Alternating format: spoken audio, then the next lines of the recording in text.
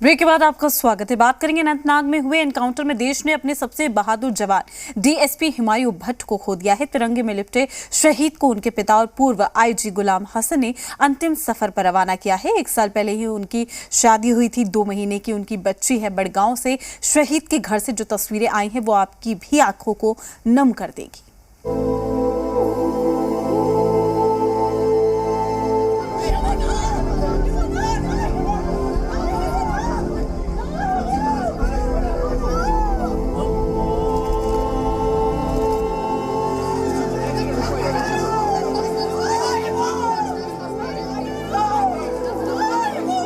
नम आंखें,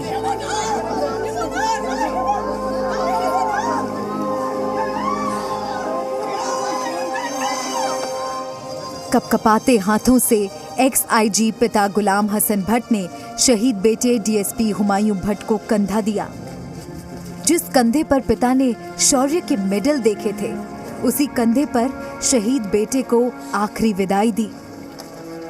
एक पिता के लिए उसके जवान बेटे को कंधा देने से बड़ा बोझ कुछ नहीं हो सकता। वो पेड़ जिसकी छांव में धीरे धीरे एक पौधा बड़ा हुआ, आज उसी बूढ़े पेड़ की छांव में वो अंतिम सफर पर है।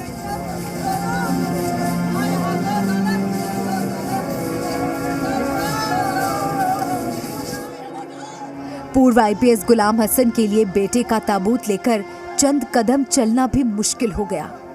कपकपाते कदम आगे तो बढ़े, पर वो खुद को संभाल नहीं पाए।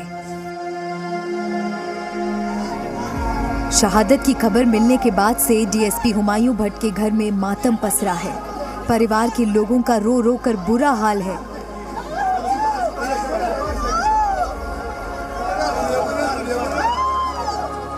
घर की दहलीज पर एक कोने से सटकर शहीद की पत्नी और मां बिलख बिलख कर रो रही हैं।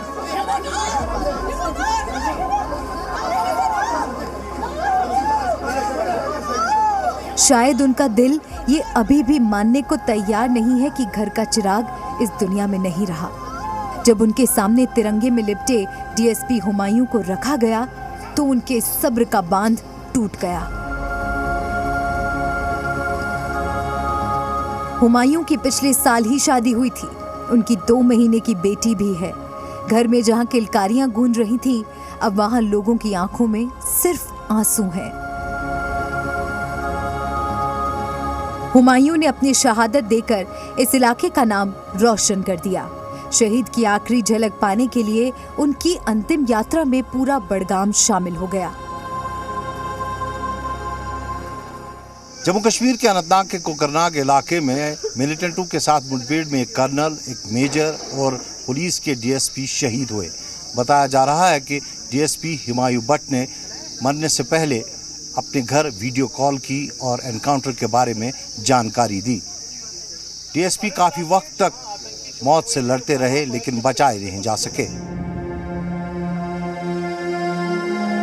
एक पिता होने के नाते गुलाम हसन भले ही अंदर से टूट चुके हों, लेकिन पूर्व अफसर के तौर पर अपने शहीद बेटे को श्रद्धांजलि देते समय वो काफी शांत और दृढ़ रहे। जब एक पिता ने अपने बेटे के पार्थिव शरीर पर पुष्पांजलि अर्पित की तो इस तस्वीर ने सबको झकझोर कर रख दिया। इस दुख की घड़ी में जम्मू कश्मीर के उपराज्यपाल मनोज सिन्हा और डीजीपी दिलबाग सिंह ने भी पार्थिव शरीर पर पुष्पांजलि अर्पित की।